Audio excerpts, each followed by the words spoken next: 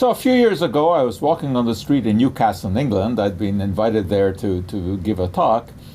And I chanced upon this sign on a building. And I start reading the sign, and it tells me about Joseph Swan, the inventor of the light bulb.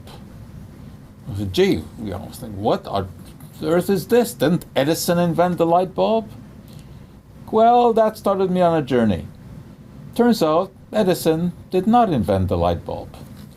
Why do we think that he did? Why is the light bulb connected to Edison?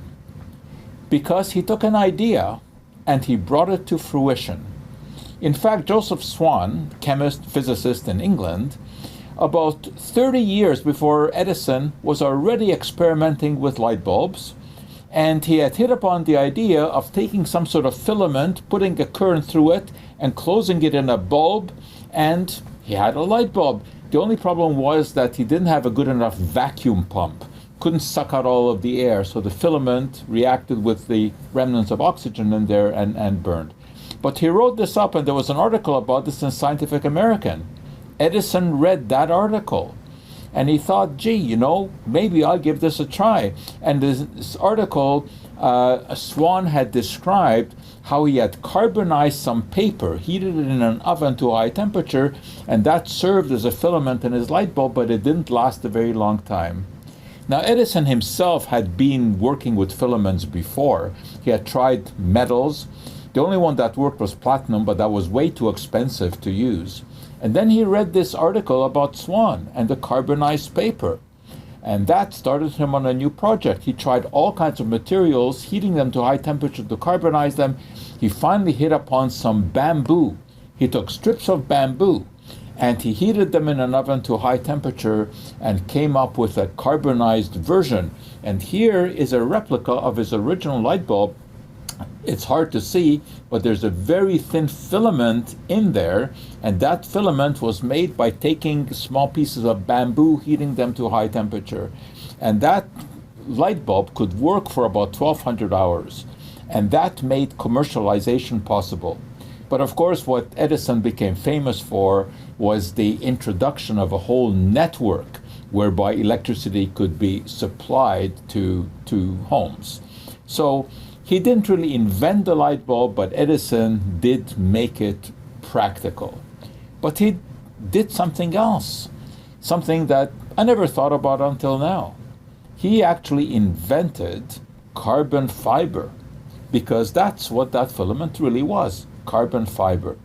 What brought this to my attention now? This, of course, was the tragedy with the Ocean Gate submersible. And the body of that is made of carbon fiber. We don't really know what happened, but somehow it gave way. And under the tremendous pressure, hundreds of times greater than atmospheric pressure, the thing was just squashed, and unfortunately the people inside as well. Well, carbon fiber, what an amazing material that is.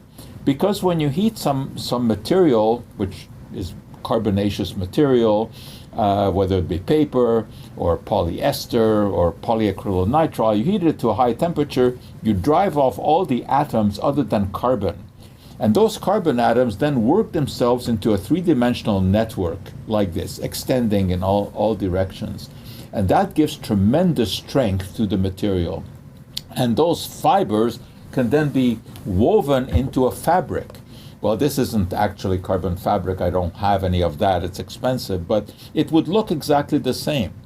And that then can be formed around any object, impregnated with an epoxy resin, and that is what makes carbon fiber composite. And when we talk about carbon fiber, it's really this composite that we talk about. And it's very light and very strong. This is what is used to make the F1 race cars. It is used to make bicycles, carbon bicycles. It is used to make golf clubs, wherever you need super strength. And who would ever have thought that Edison's light bulb would be connected in this somewhat tragic way to the Ocean Gate submersible? But now you know a little bit about carbon fiber. What actually happened here, we may never find out. because they're not going to be able to find all of the pieces to put them together to see what happened. But there you go, the connection between Edison's light bulb and the sinking of the submersible and the tragedy.